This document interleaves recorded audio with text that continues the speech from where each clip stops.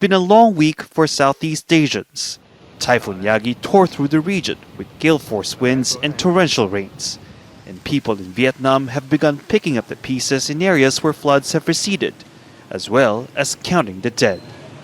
In the remote village of Lang Nu, rescuers are having to dig through thick mud to find those who are missing after a landslide buried an entire community.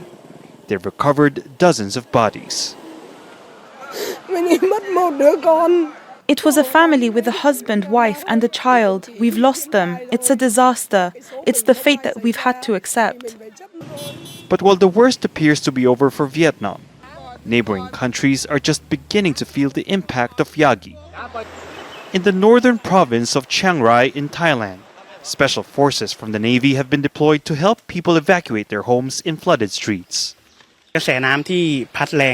The strong current is a challenge, and there are people who are still trapped. I've just been to one alley and found more than 20 wanting to evacuate. The scene isn't much different in Myanmar, where floods threaten to worsen a humanitarian crisis brought on by armed rebellion against the military government. Thousands have been forced to flee their homes, and the death toll is rising. It's worse this time. It's nothing like before. The water came halfway up our house.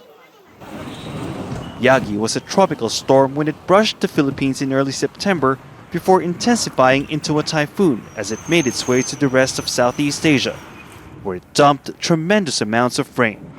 One climate monitoring group says a pattern is emerging.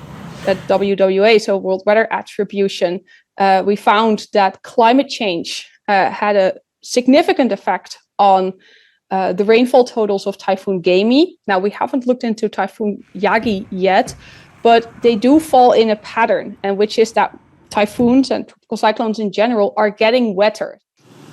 More rain is forecast as another storm, Bibingka, is threatening Asia. Millions of people still trying to recover from Yagi can only hope they might be spared this time. Barnaby, Al Jazeera.